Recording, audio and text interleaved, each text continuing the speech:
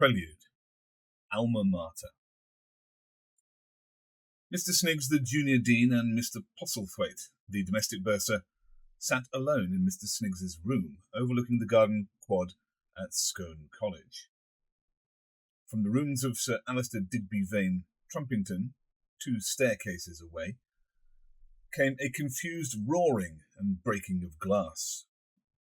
They alone of the senior members of Scone were at home that evening, for it was the night of the annual dinner of the Ballinger Club. The others were all scattered over Boar's Hill and North Oxford at gay, contentious little parties, or at other senior common rooms, or at the meetings of learned societies, for the annual Ballinger dinner is a difficult time for those in authority. It is not accurate to call this an annual event, because quite often the club is suspended for some years after each meeting. There is tradition behind the Ballinger. It numbers reigning kings among its past members. At the last dinner 3 years ago, a fox had been brought in a cage and stoned to death with champagne bottles. What an evening that had been! This was the first meeting since then, and from all over Europe old members had rallied for the occasion. For 2 days they had been pouring into Oxford, epileptic royalty from their villas of exile, uncouth peers from crumbling country seats, smooth young men of uncertain tastes from embassies and legations, illiterate lairds from wet granite hovels in the Highlands, ambitious young barristers and conservative candidates torn from the London season and the indelicate advances of debutantes. All that was most sonorous of name and title was there for the Beano. "The fines," said Mr. Sniggs, gently rubbing his pipe along the side of his nose. "Oh my, the fines that there'll be after this evening." There is some very peculiar port in the senior common room cellars that is only brought up when the college fines have reached £50. "We shall have a week of it, at least," said Mr. Postlethwaite. "A week of Founder's Port." A shriller note could now be heard rising from Sir Alistair's rooms. Any who have heard that sound will shrink at the recollection of it. It is the sound of the English country families baying for broken glass.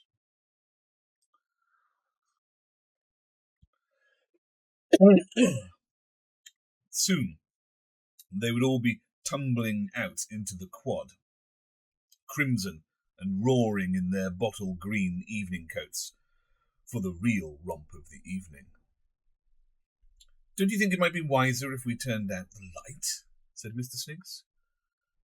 In the darkness, the 2 dons crept to the window. The quad below was a kaleidoscope of dimly discernible faces. "There must be 50 of them at least," said Mr. Postlethwaite. "If only they were all members of the college. 50 of them at £10 each. Oh my!" "It'll be more if they attack the chapel," said Mr. Sniggs. "Oh, please, God, make them attack the chapel. It reminds me of the communist risings in Budapest when I was on the Debt Commission." "I know," said Mr. Postlethwaite. Mr. Sniggs's Hungarian reminiscences were well known in Scone College. "I wonder who the unpopular undergraduates are this term. They always attack their rooms. I hope they have been wise enough to go out for the evening. I think Partridge will be one. He possesses a painting by Matisse or some such name. And I'm told he has black sheets on his bed. And Saunders went to dinner with Ramsay MacDonald once. And Rending can't afford a hunt but collects china instead. And smokes cigars in the garden after breakfast. Austin has a grand piano. They'll enjoy smashing that. There'll be heavy bills after tonight, just you see. But I confess I should feel easier if the dean or the master were in. They can't see us from here, can they?" It was a lovely evening. They broke up Mr. Austin's grand piano and stamped on Lord Rending's cigars, putting them into the carpet, smashing his china. And they tore up Mr. Partridge's sheets and threw the Matisse into his lavatory. Mr. Sanders had nothing to break except his windows, but they found the manuscript at which he had been working for the Newdigate Prize poem, and had great fun with that. Sir Alistair Digby Vane Trumpington felt quite ill with excitement and was supported to bed by Lumsden of Strath-Drummond. It was 11:30. Soon the evening would come to an end, but there was still a treat to come. Paul Pennyfeather was reading for the church. It was his second year of uneventful residence at Scone. He had come there after a creditable career at a small public school of ecclesiastical temper on the South Downs, where he had edited the magazine, been president of the debating society, and had, as his report said, exercised a wholesome influence for good, in the house of which he was head boy. At home he lived in Onslow Square with his guardian, a prosperous solicitor who was proud of his progress and abysmally bored by his company. Both his parents had died in India at the time when he won the essay prize at his preparatory school. For 2 years he had lived with his allowance, aided by 2 valuable scholarships. He smoked 3 ounces of tobacco a week, John Cotton, medium, and drank 1.5 pints of beer a day, the half at luncheon and the pint at dinner, a meal he invariably ate in the hall. He had 4 friends, 3 of whom had been at school with him. None of the Ballinger Club had ever heard of Paul Pennyfeather, and he, oddly enough, had never heard of them. Little suspecting the incalculable consequences that the evening was to have for him, he bicycled happily back from a meeting of the League of Nations Union. There had been a most interesting paper about plebiscites in Poland. He thought of smoking a pipe and reading another chapter of the Forsyth saga before going to bed. He knocked at the gate and was admitted, put away his bicycle, and diffidently, as always, made his way across the quad towards his rooms. What a lot of people there seemed to be about. Paul had no particular objection to drunkenness. He had read a rather daring paper to the Thomas More Society on the subject, but he was consumedly shy of drunkards. Out of the night, Lumsden of Strath-Drummond swayed across his path like a druidical rocking stone. Paul tried to pass. Now it so happened that the tie of Paul's old school bore a marked resemblance to the pale blue and white of the Ballinger Club. The difference of 1/4 inch in width of the stripes was not one that Lumsden of Strath-Drummond was likely to appreciate. "Here's an awful man wearing the boller tie," said the laird. It is not for nothing that since pre-Christian times his family had exercised chieftainship over uncharted miles of barren moorland. Mr. Sniggs was looking rather apprehensively at Mr. Postlethwaite. "They appear to have caught somebody," he said. "I hope they don't do him any serious harm." "Well, they appear to be tearing off his clothes." "Dear me. Can it be Lord Rending? I think I ought to intervene." "No, Sniggs," said Mr. Postlethwaite, laying a hand on his impetuous colleague's arm. No, it would be unwise. We have the prestige of the senior common room to consider. In their present state they might not prove amenable to discipline. We must at all costs avoid an outrage." The crowd parted, and Mr. Sniggs gave a sigh of relief.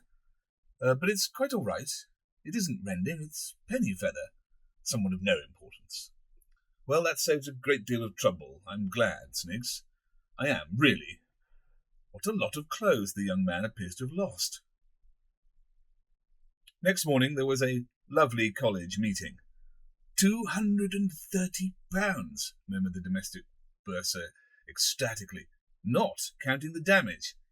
That means 5 evenings with what we have already collected. 5 evenings of Founder's Port.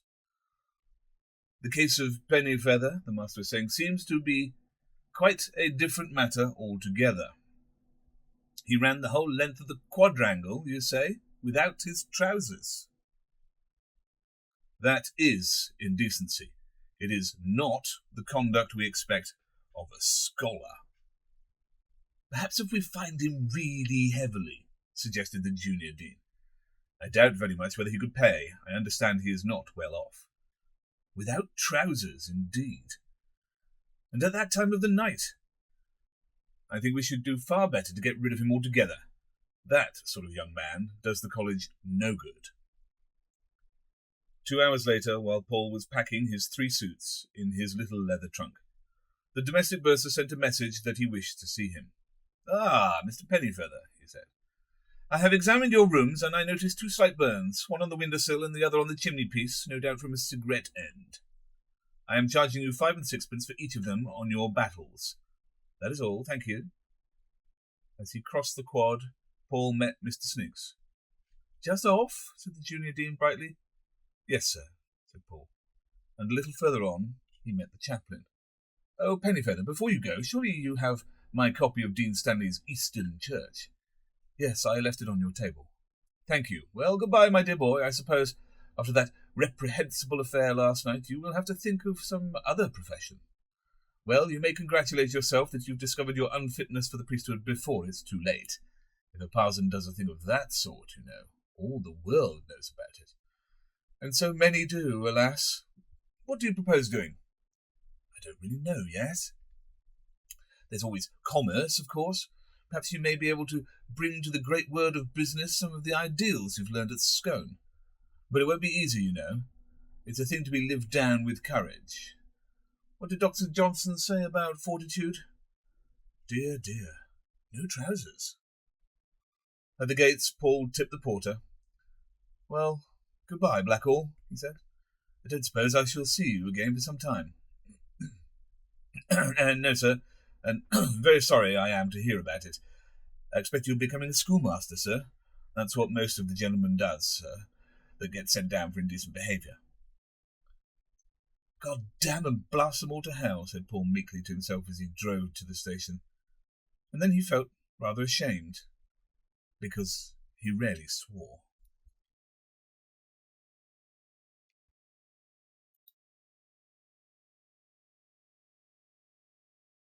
Part 1.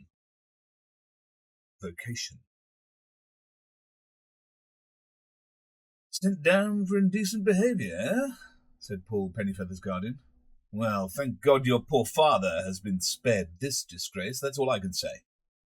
There was a hush in Onslow Square, unbroken except by Paul's guardian's daughter's gramophone, playing Gilbert and Sullivan in her little pink boudoir at the top of the stairs. My daughter must know nothing of this, continued Paul's guardian. There was another pause. Well, he resumed, you know the terms of your father's will. He left the sum of £5,000, the interest of which was to be devoted to your education, and the sum to be absolutely yours on your 21st birthday. That, if I am right, falls in 11 months' time. In the event of your education being finished before that time, he left me with complete discretion to withhold this allowance, should I not consider your course of life satisfactory.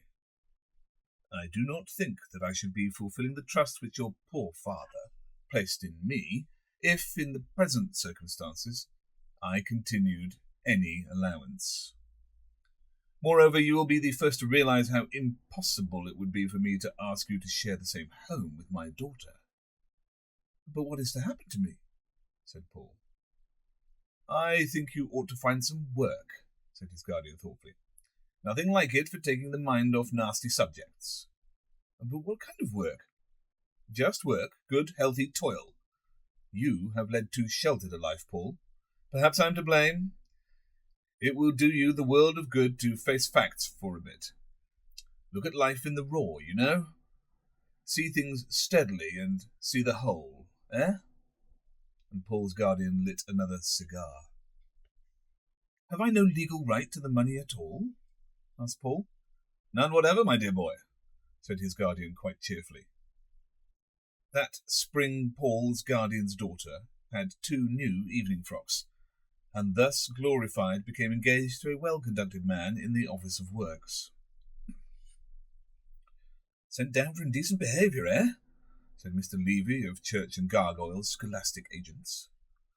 Well, I don't think we'll say anything about that.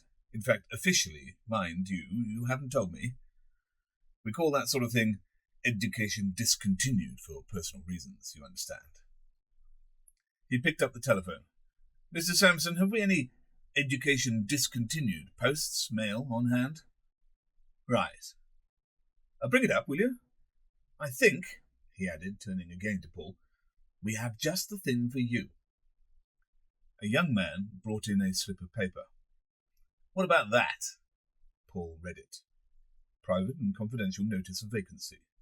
Augustus Fagin, Esquire, Ph.D., Llanabba Castle, North Wales, requires immediately a junior assistant master to teach classics and English to university standard with subsidiary mathematics, German and French. Experience essential. First-class games, essential. Status of school, school. Salary offered, £120 resident post. Reply promptly but carefully to Dr. Fagin, Esquire, Ph.D. on envelope. Enclosing copies of testimonials and photograph, if considered advisable, meaning that you have heard of the vacancy through us. Might have been made for you, said Mr. Levy. But I don't know a word of German.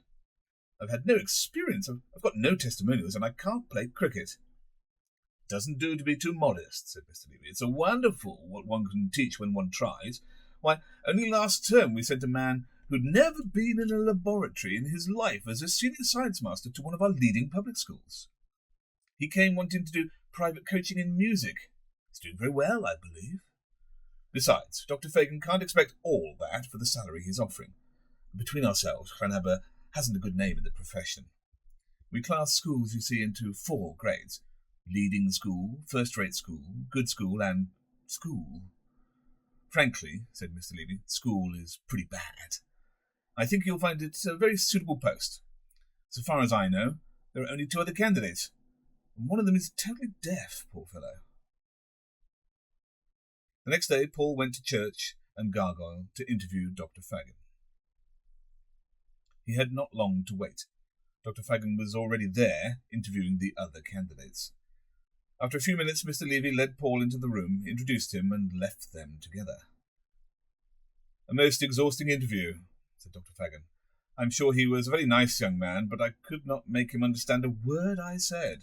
Can you hear me quite clearly? Perfectly, thank you. Good, then let us to business. Paul eyed him shyly across the table. He was very tall and very old and very well dressed. He had sunken eyes and rather long white hair over jet-black eyebrows. His head was very long and swayed lightly as he spoke. His voice had 1,000 modulations, as though some remote time he had taken lessons in elocution. The backs of his hands were hairy and his fingers were crooked like claws. I understand you have no previous experience. Oh, no, sir, I'm afraid not. Well, of course, that is in many ways an advantage. One too easily acquires the professional tone and loses vision. But of course we must be practical. I'm offering a salary of £120, but only to a man with experience. I have a letter here from a young man who holds a diploma in forestry. He wants an extra £10 a year on the strength of it. But it is vision I need, Mr. Pennyfeather, not diplomas. I understand, too, that you left your university rather suddenly. Now, why was that? This was the question Paul had been dreading. And true to his training, he had resolved upon honesty. I was sent down, sir, for indecent behaviour. Indeed, indeed. Well, I shall not ask for the details. I have been in the scholastic profession long enough to know that nobody enters it unless he has some very good reason which he is anxious to conceal. But, again, to be practical, Mr. Pennyfeather, I can hardly pay £120 to anyone who has been sent down for indecent behaviour. Suppose that we fix your salary at £90 a year to begin with. I have to return to Llanabba tonight. There are 6 more weeks of term, you see, and I've lost a master rather suddenly. I shall expect you tomorrow evening. There is an excellent train from Euston that leaves at about 10. I think you will like your work, he continued dreamily. You will find that my school is built upon an ideal of service and fellowship. Many of the boys come from the very best families. Little Lord Tangent has come to us this term, the Earl of Circumference's son. You know, such a nice little chap. Erratic, of course, like all his family, but he has tone. Dr. Fagan gave a long sigh. I wish I could say the same for my staff. Between ourselves, Pennyfeather, I think I shall have to get rid of Grimes fairly soon. He is not out of the top drawer, and boys notice these things. Now, your predecessor was a thoroughly agreeable young man. I was sorry to lose him, but he used to wake up my daughters coming back on his motorcycle at all hours of the night. He used to borrow money from the boys too, quite large sums, and the parents objected. I had to get rid of him. Still, I was very sorry. He had tone.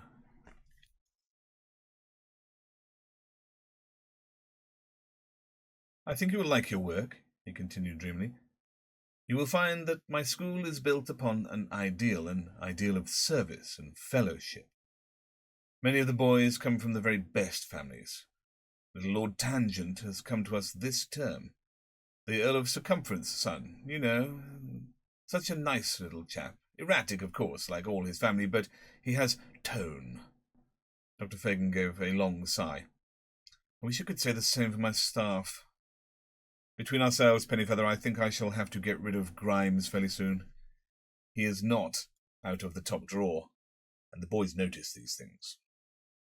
Now, your predecessor was a thoroughly agreeable young man. I was sorry to lose him, but he used to wake up my daughters coming back on his motorbike. At all hours of the night, he used to borrow money from the boys, too. Quite large sums, and the parents objected to it. I had to get rid of him. Still, I was very sorry. He had tone. Dr. Fagan rose, put his hat at a jaunty angle, and drew on a glove. Goodbye, my dear Pennyfeather. I think, in fact, I know, that we are going to work very well together. I can always tell these things. Goodbye, sir, said Paul. 5% of £90 is £4.10, said Mr. Levy cheerfully. You can pay now or on receipt of your first term's salary. If you pay now, there is a reduction of 15%.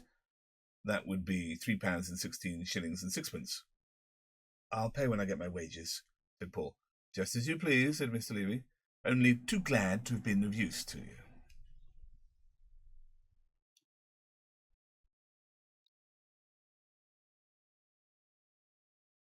Part 2. Llanabba Castle. Llanabba Castle presents two quite different aspects, according as you approach it from Bangor or the coast road. From the back it looks very much like any other large country house, with a great many windows and a terrace, and a chain of glass houses, and the roofs of innumerable nondescript kitchen buildings disappearing into the trees. But from the front, and that is how it is approached from Llanabba station, it is formidably feudal. One drives past at least a mile of machicolated wall before reaching the gates. These are towered and turreted and decorated with heraldic animals and a working portcullis.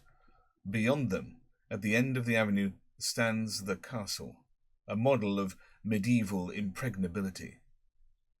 The explanation of this rather striking contrast is simple enough. At the time of the cotton famine in the 60s, Llanabba House was the property of a prosperous Lancashire mill owner. His wife could not bear to think of their men starving. In fact, she and her daughters organised a little bazaar in their aid, though without very substantial results. Her husband had read the liberal economists and could not think of paying without due return. Accordingly, enlightened self-interest found a way. An encampment of mill hands was settled in the park, and they were put to work walling the grounds and facing the house with great blocks of stone from a neighbouring quarry. At the end of the American War, they returned to their mills, and Llanabba House became Llanabba Castle, after a great deal of work had been done very cheaply. Driving up from the station in a little closed taxi, Paul saw little of all this. It was almost dark in the avenue and quite dark inside the house. I am Mr. Pennyfeather, he said to the butler. I have come here as a master. Yes, said the butler. I know all about you. This way. They went down a number of passages, unlit and smelling obscurely of all the ghastly smells of school, until they reached a brightly lighted door. In there, that's the common room. Without more ado, the butler made off into the darkness. Paul looked around. It was not a very big room. Even he felt that, and all his life he had been accustomed to living in constricted spaces. I wonder how many people live here, he thought, and with a sick thrust of apprehension counted 16 pipes in a rack at the side of the chimney-piece. 2 gowns hung on a hook behind the door. In a corner there were some golf clubs, a walking stick, an umbrella, and 2 miniature rifles.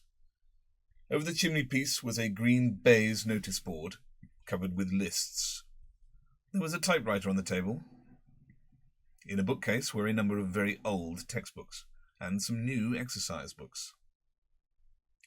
There were also a bicycle pump, 2 armchairs, a straight chair, half a bottle of invalid port, a boxing glove, a bowler hat, yesterday's Daily News, and a packet of pipe cleaners. Paul sat down disconsolately on the straight chair. Presently there was a knock at the door and a small boy came in. "Oh," he said, looking at Paul intently. "Hello," said Paul. "I was looking for Captain Grimes," said the little boy. "Oh," said Paul.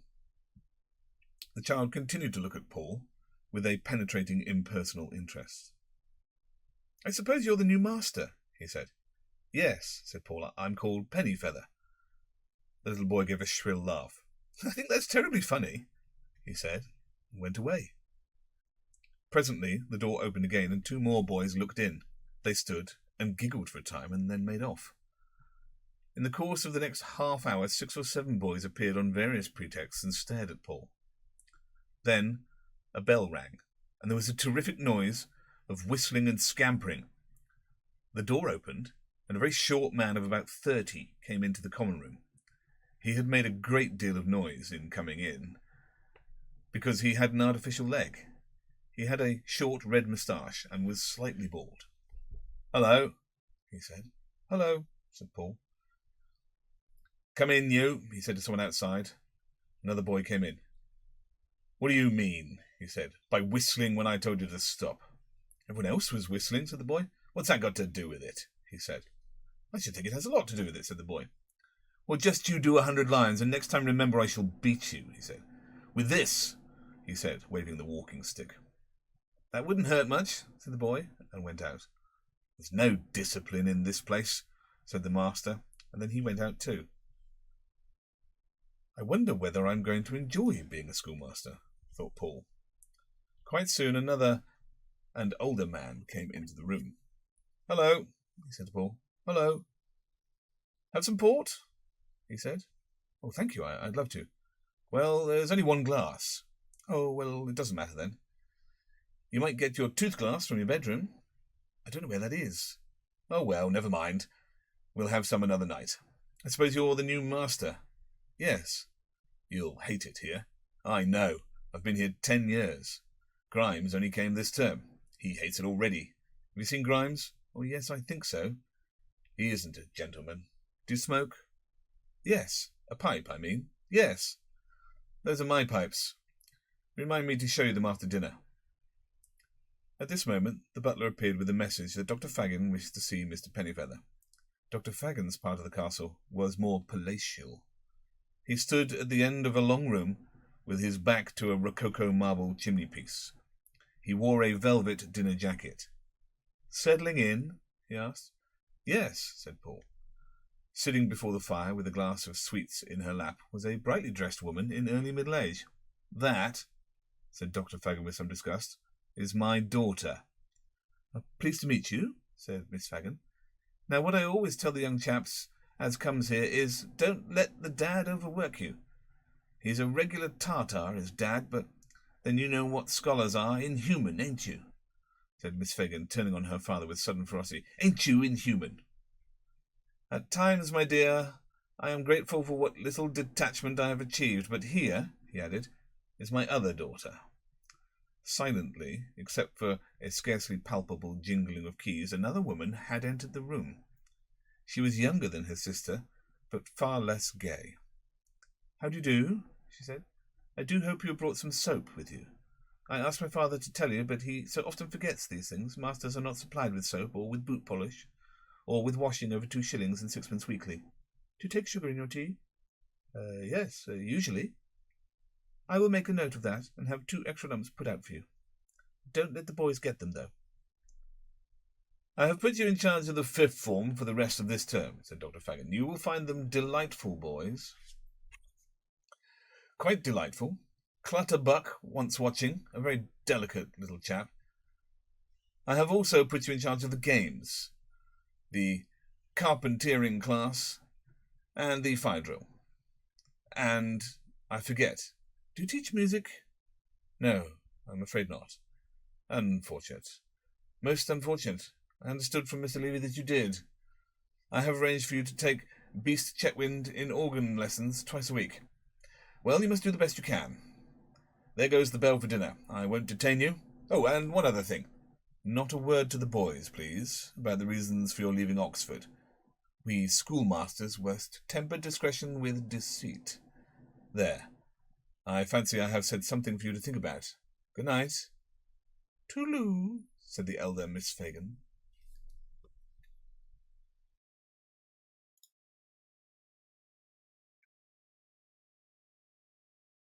Part 3. Captain Grimes' Story. Paul had very little difficulty in finding the dining hall. He was guided there by the smell of cooking and the sound of voices.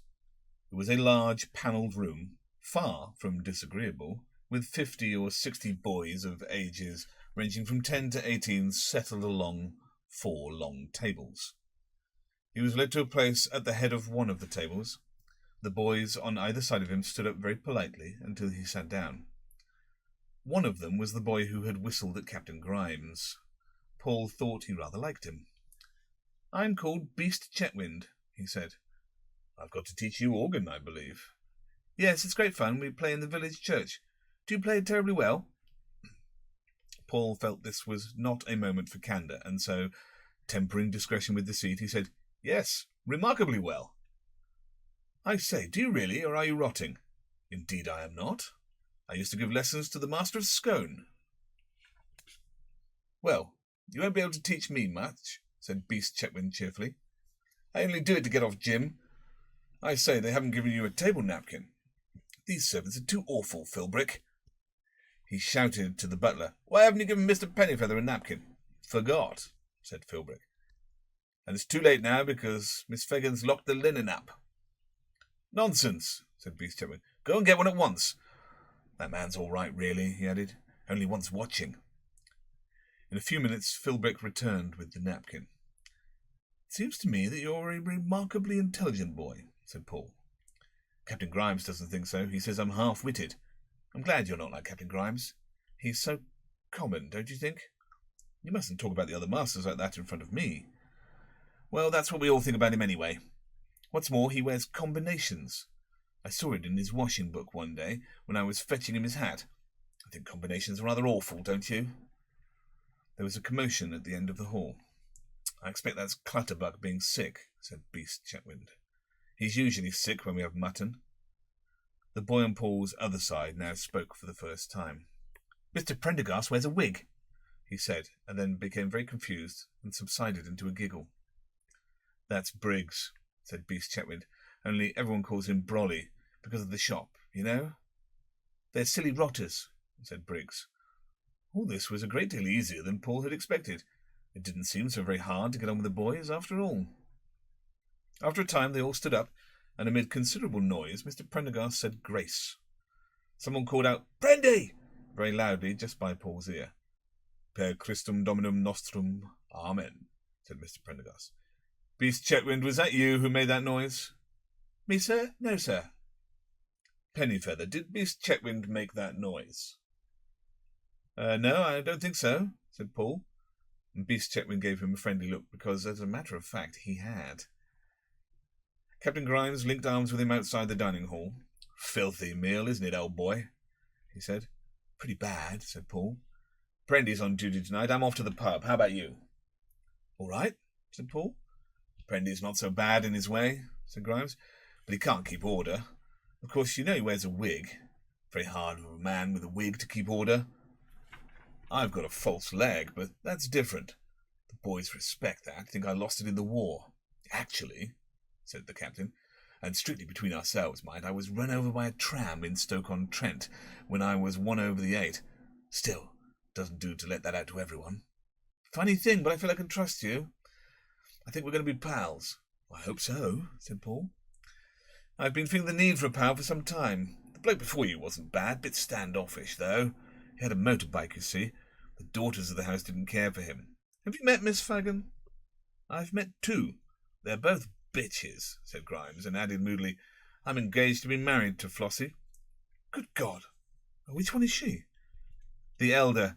The boys call them Flossie and Dingy.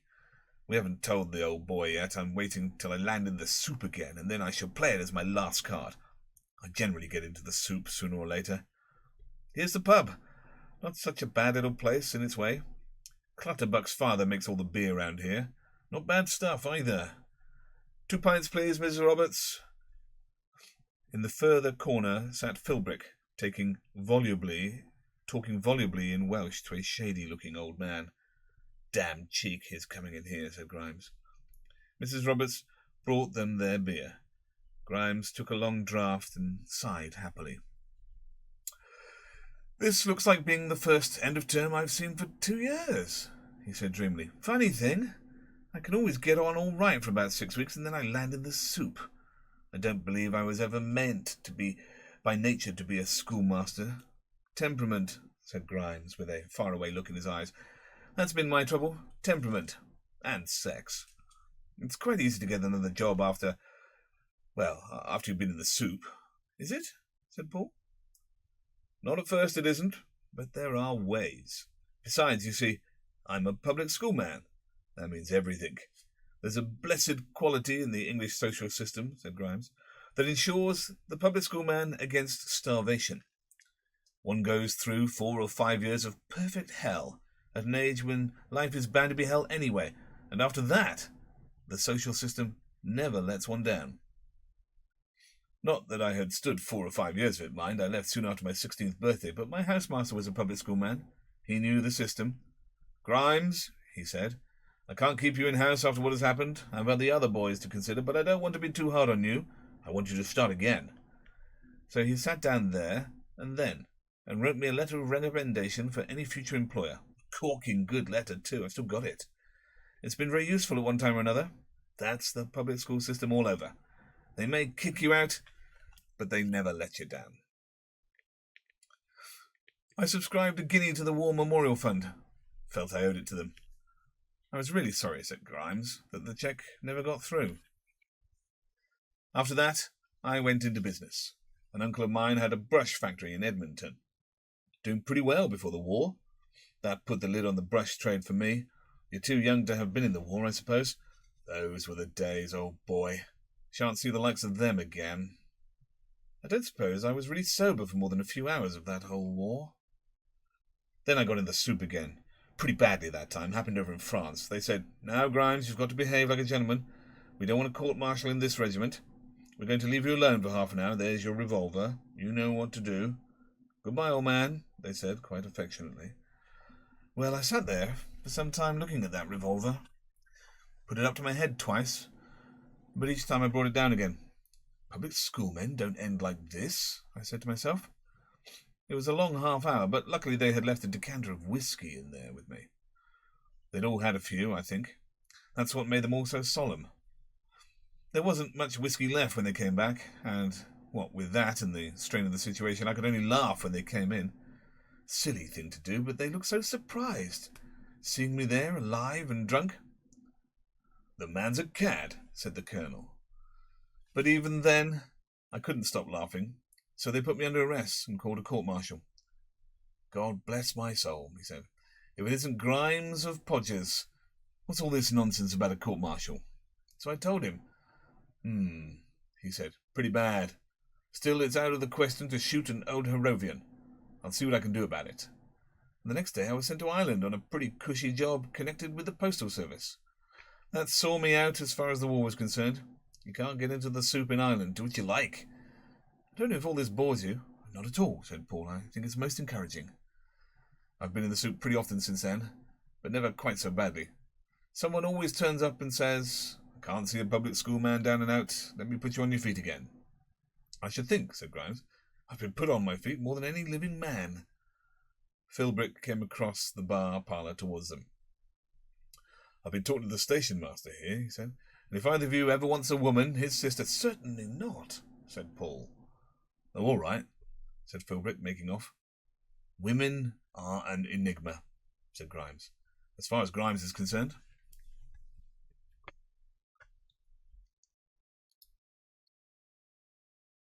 Part 4. Mr. Prendergast's Story.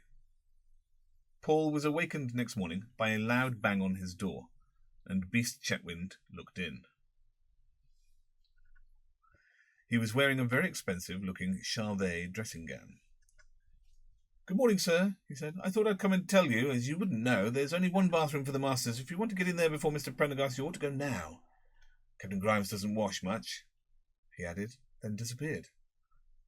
Paul went to the bath and was rewarded with some minutes later by hearing the shuffling of slippers down the passage, and the door furiously rattled. As he was dressing, Philbrick appeared. "Oh, I forgot to call you.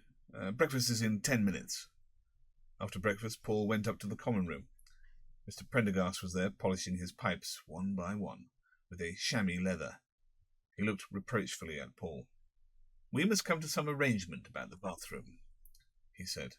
"Grimes very rarely has a bath. I have one before breakfast." "So do I," said Paul defiantly.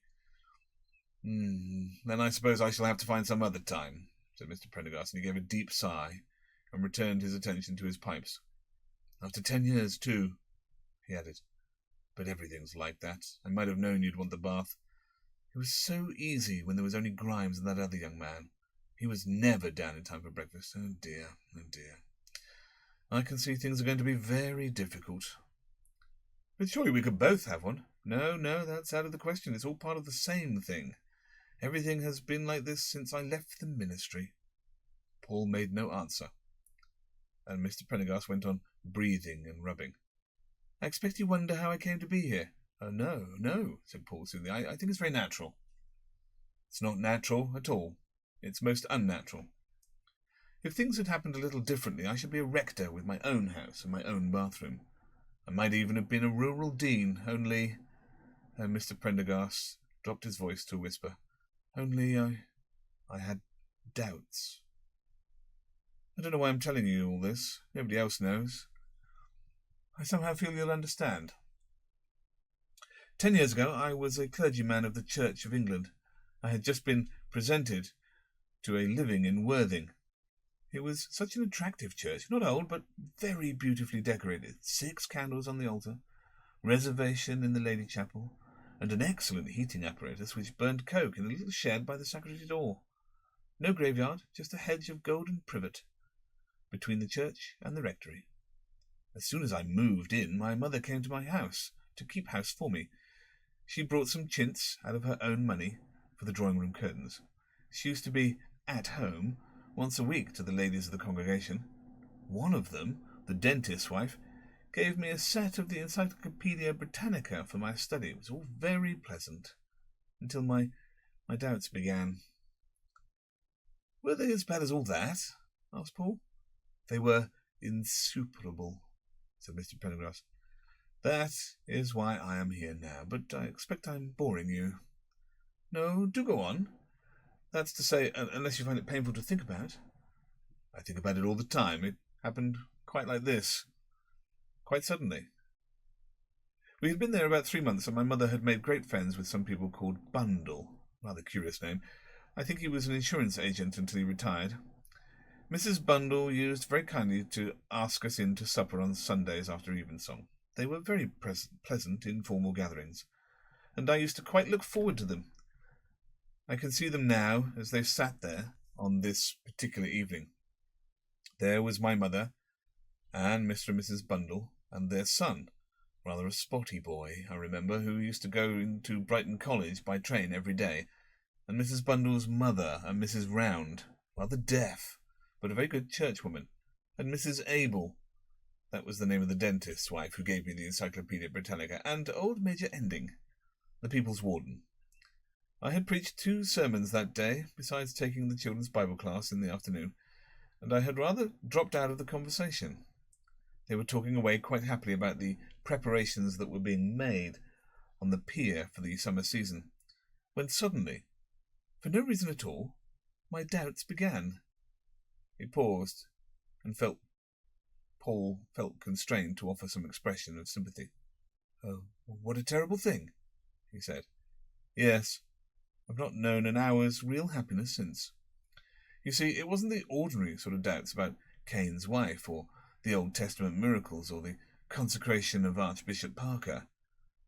I'd been taught how to explain all those while I was at college. No, it was something deeper than all that.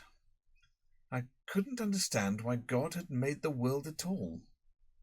There was my mother, and the bundles, and Mrs. Round talking away quite unconcernedly, while I sat there wrestling with this sudden assault of doubt.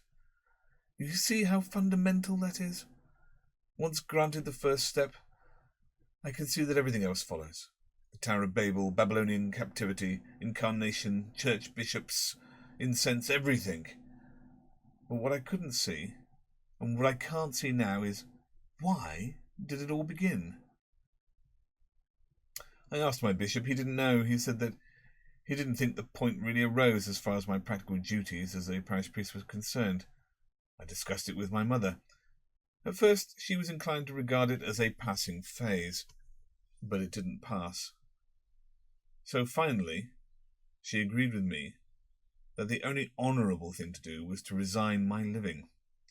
She never really recovered from the shock, poor old lady. It was a great blow, after she had bought the chintz and got so friendly with the bundles. A bell began ringing down a distant passage. Well, we must go to prayers, and I haven't finished my pipes. He took his gown down from the peg behind the door and slipped it over his shoulders. Perhaps one day I shall see the light, he said, and then I shall go back to the ministry. Meanwhile, Clutterbuck ran past the door, whistling hideously. That's a nasty little boy, said Mr. Prendergast, if ever there was one.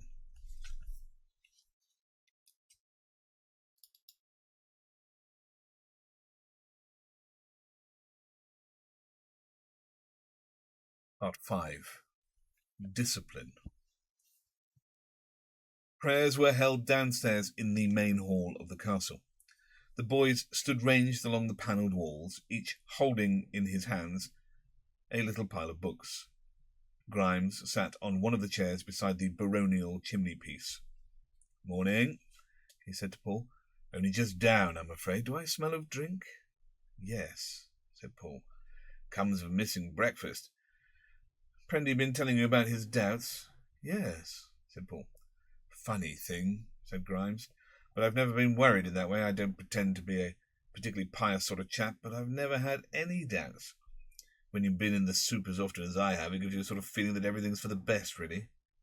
You know, God's in his heaven, all's right with the world. I can't quite explain it, but I don't believe one can ever be unhappy for long, provided one does just exactly what one wants, and when one wants to. The last chap who put me on my feet said I was singularly in harmony with the primitive promptings of humanity. I've remembered that phrase, because somehow it does seem to fit me. Oh, here comes the old man. This is where we stand up. As the bell stopped ringing, Dr. Fagin swept into the hall, the robes of a doctor of philosophy swelling and billowing about him. He wore an orchid in his buttonhole. Good morning, gentlemen, he said. Good morning, sir, chorused the boys.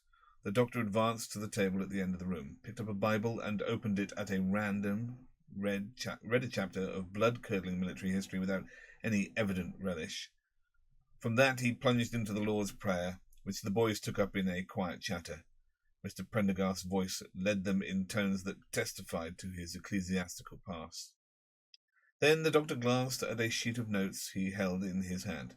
Boys, he said, I have some announcements to make.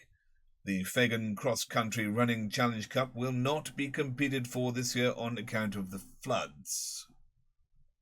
I expect the old boy has popped it, said Grimes in Paul's ear. Nor will the Llanabba Essay Prize. On account of the floods, said Grimes.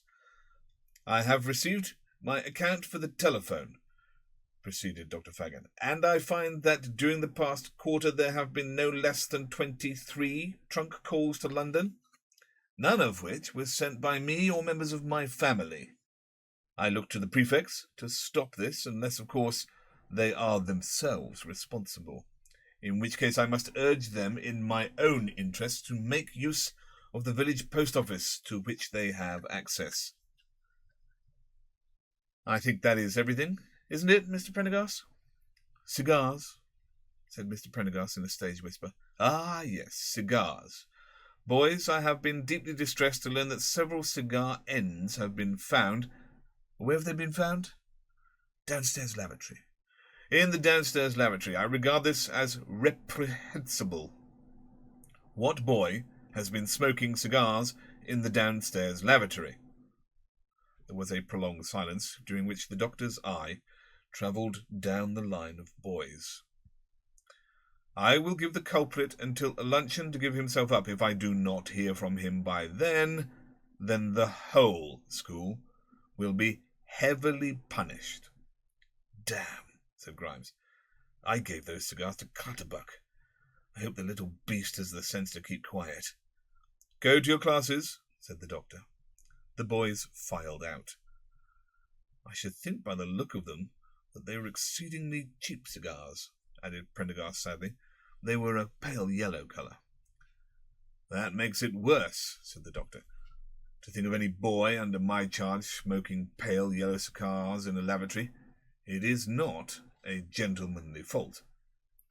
The masters went upstairs. That's your mob in there, said Grimes. You let 'em out at 11. But what am I to teach them? Said Paul in a sudden panic. Oh, I shouldn't try to teach them anything. Not just yet, anyway. Just keep them quiet. Now, that's a thing I've never learned to do, sighed Mr. Prendergast. Paul watched him amble into his classroom at the end of the passage, where a burst of applause greeted his arrival. Dumb with terror, he went into his own classroom. 10 boys sat before him, their hands folded, their eyes bright with expectation. Good morning, sir, said the nearest one to him. Good morning, said Paul. Good morning, sir, said the next. Good morning, said Paul. Good morning, sir, said the next. Oh, shut up, said Paul. At this the boy took out a handkerchief and began to cry quietly. Oh, sir, came a chorus of reproach. You've hurt his feelings. He's very sensitive. It's his Welsh blood, don't you know? It makes people very emotional. Say good morning to him, sir, or he won't be happy all day. After all, it is a good morning, isn't it, sir? Silence, shouted Paul above the uproar. And for a few moments things were quieter. Please, sir, said a small voice. Paul turned and saw a grave-looking youth holding up his hand. Please, sir, perhaps he's been smoking cigars and doesn't feel well. Silence, said Paul again. The 10 boys stopped talking and sat perfectly still, staring at him. He felt himself getting hot and red under their scrutiny.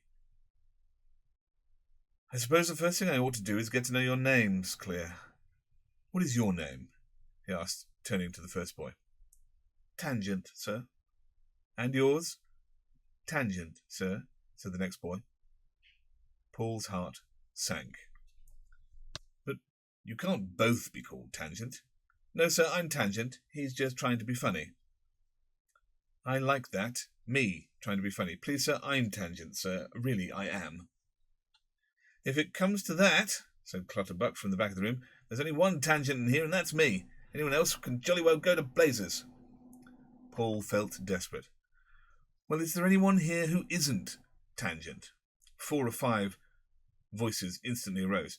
I'm not, sir. I'm not Tangent. I wouldn't be called Tangent. Not on the end of a barge pole. In a few seconds the room had become divided into 2 parties, those who were Tangent and those who were not. Blows already were being exchanged when the door opened and Grimes came in.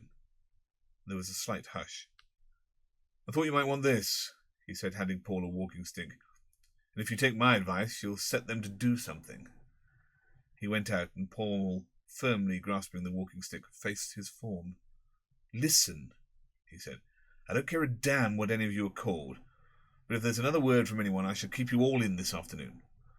You can't keep me in, said Clutterbuck. I'm going for a walk with Captain Grimes. Then I shall very nearly kill you with this stick. Meanwhile, you will all write an essay on self-indulgence. There will be a prize of £0.50 for the longest essay, irrespective of any possible merit. From then onwards, all was silent until the break. Paul was still holding the stick, gazed despondently out of the window. Now and then there rose from below the shrill voice of servants scolding each other in Welsh. By the time the bell rang, Clutterbuck had covered 16 pages and was awarded the £0.50. "Did you find those boys difficult to manage?" asked Prendergast, filling his pipe. "Not at all," said Paul. "Ah, you're lucky.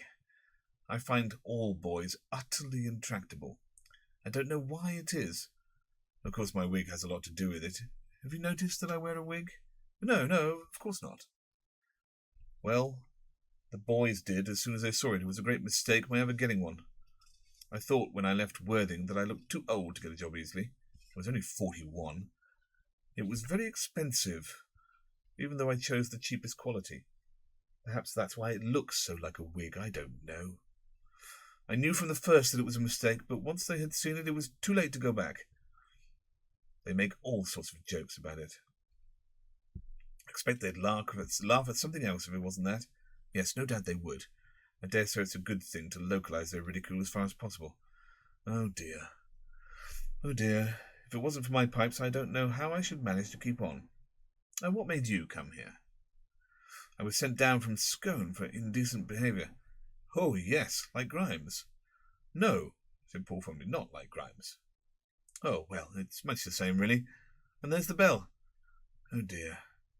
Oh, dear, I believe that loathsome little man has taken my gown."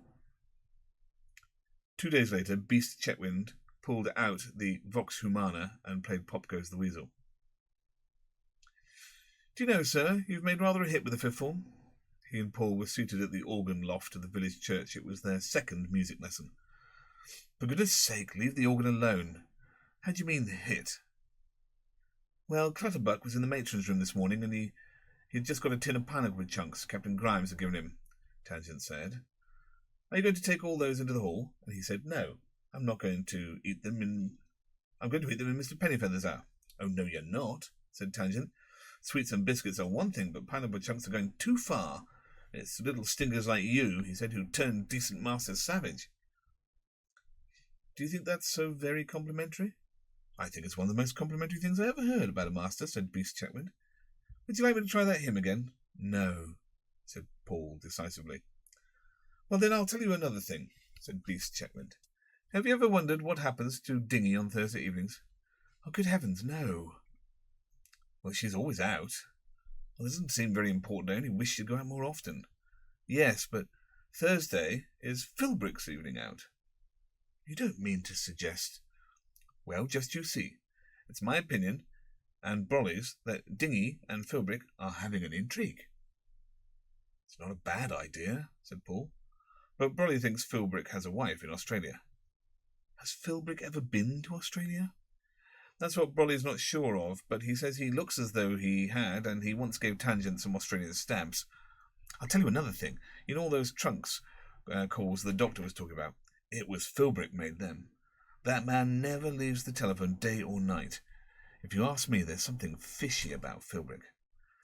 "I can well believe that." "And now I am going to play the organ," said Beast Chetwynd. "After all, my mother does pay 5 guineas a term extra for me to learn." More tomorrow.